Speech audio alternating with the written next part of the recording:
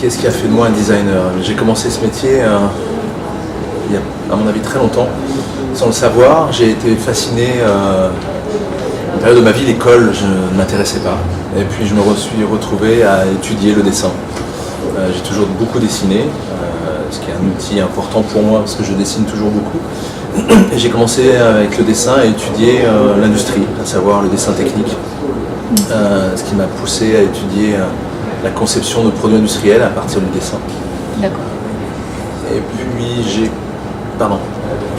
Donc le dessin est devenu pour moi un moyen d'expression qui m'a permis de me réaliser en tant qu'être physique. Donc c'est devenu un langage. Et ce premier langage, il a été exercé à travers l'industrie, où j'ai découvert le monde industriel à travers le dessin et une fascination pour tout ce qui est process. Et donc le dessin est devenu pour moi un langage international, c'est-à-dire que quel que soit le pays, quelle que soit la culture, en dessinant, les gens comprennent. Donc, ce qui me fascine à travers mon métier maintenant, c'est de pouvoir communiquer dans des cultures et des entreprises industrielles différentes à travers la culture du projet.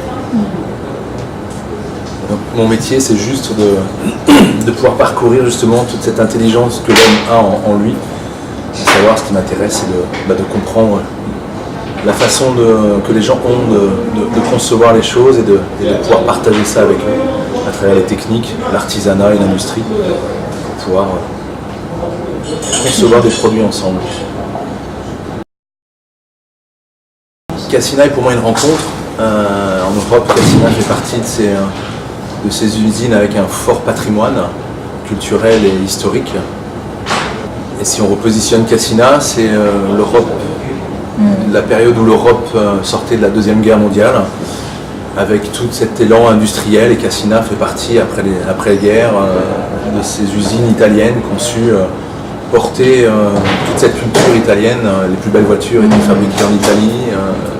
Et Cassina fait partie de cette approche culturelle italienne qui a fait que l'Italie est reconnue dans le monde de par la qualité de son design. Donc, quand j'étais étudiant, c'est des marques Cassina qui me faisaient rêver. Je travaillais pour Alias, Cassina, ce sont des grandes histoires italiennes. Et j'ai eu la chance, il y a 3 ans, de pouvoir commencer à collaborer avec Cassina.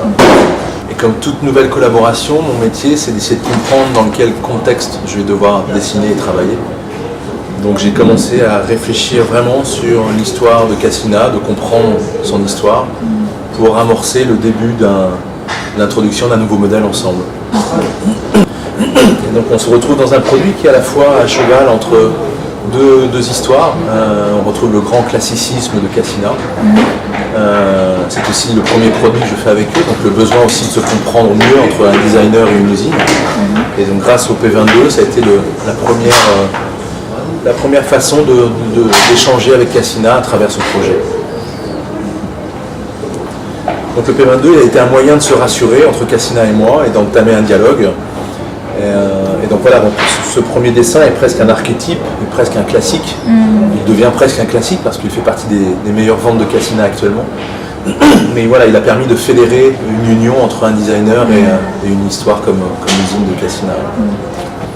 Et donc comme tout produit, moi ce qui m'intéresse, c'est même si l'objet semble classique, c'est d'amener de la modernité dans tout ça.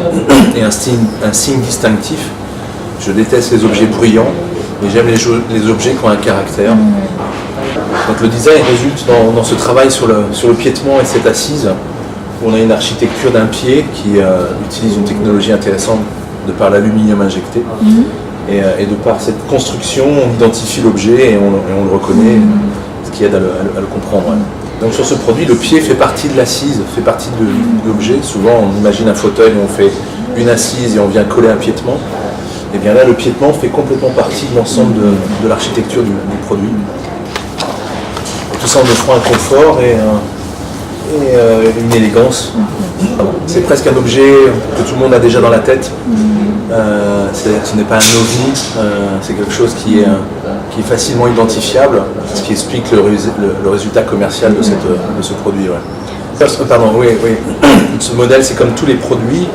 Il y a un investissement qui est réalisé de par la complexité et la technologie utilisée. Et ce que j'ai proposé à Cassina après, c'est d'élargir la famille.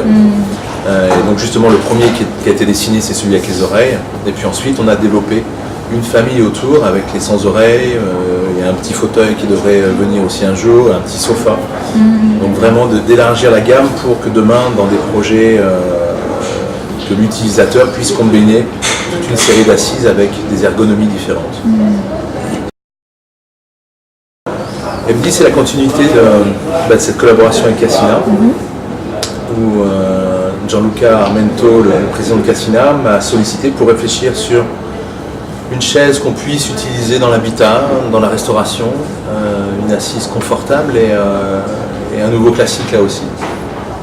Et donc j'ai commencé à travailler sur M10, qui est un peu une continuité du P22 avec ce travail sur le piétement. Et de par le besoin de Cassina de réancrer la marque dans son histoire, le bois est quand même un matériau très dominant chez Cassina, on a travaillé sur cette assise avec ce piétement en bois. Donc M10, c'est aussi, comme tous les projets que j'essaye de dessiner, c'est à chaque fois d'amener de l'innovation, de la surprise, et une histoire qui fait que l'objet, on a envie de se l'approprier. Et donc M10, c'est un défi à la loi de la gravité, c'est-à-dire qu'on a de par le piétement cette assise qui est complètement suspendue. Et la première réaction qu'on a quand on voit l'objet, c'est comment ça fonctionne. Donc ça reste une assise assez simple, assez identifiable de par son dessin et son travail sur le pied. Mais à travers tout ça, la technologie nous aide aussi à pallier aux lois de la gravité de par un système mécanique judicieusement caché dans l'objet qui permet d'avoir au final quelque chose de résistant et que l'usage soit à la hauteur de la qualité du produit. Donc de par le savoir-faire de Cassina à travailler le bois, de par le numérique, les commandes numériques, la liberté qu'on a maintenant, de par le numérique à travailler les objets dans l'espace, on a pu intégrer dans le bois une pièce en aluminium assez sophistiquée qui permet de renforcer la structure du bois et de tenir une assise et d'avoir quelque chose de rigide au final. Kobi est aussi un projet contextuel. C'est aussi une rencontre. Étudiant en design, Alias faisait partie des usines avec lesquelles j'aurais aimé travailler un jour en étant plus âgé. Et donc ce rêve est apparu il y a 4 ans, 5 ans maintenant, où on a commencé à parler avec Renato Stoffaker. Vous voulez qu'on traduise maintenant? Oui, ouais. Vous m'avez dit 4 heures. Ouais, 4 ans je crois. Ouais. Donc Alias, c'est dans le paysage des usines italiennes, enfin de mobilier contemporain assez intéressantes. D'autres grands designers ont travaillé pour Alias, comme Jasper Morrison, Alberto Meda, Alfredo Aberli.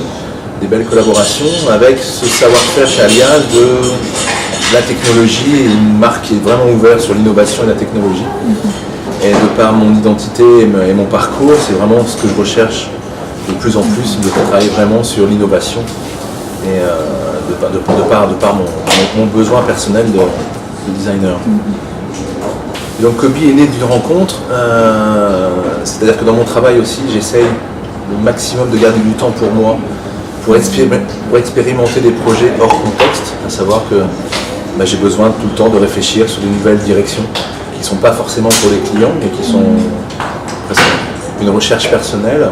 Et Kobi a été la base de cette histoire, où j'ai dessiné Kobi sans penser à Alias. J'ai dessiné Kobi parce que j'avais l'envie de Kobi.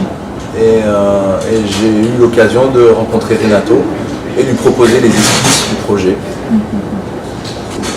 Donc les premiers dessins de Kobi, je les ai donc présentés à Alias, qui a tout de suite vu à travers ses croquis une direction possible par rapport à l'ADN de Alias.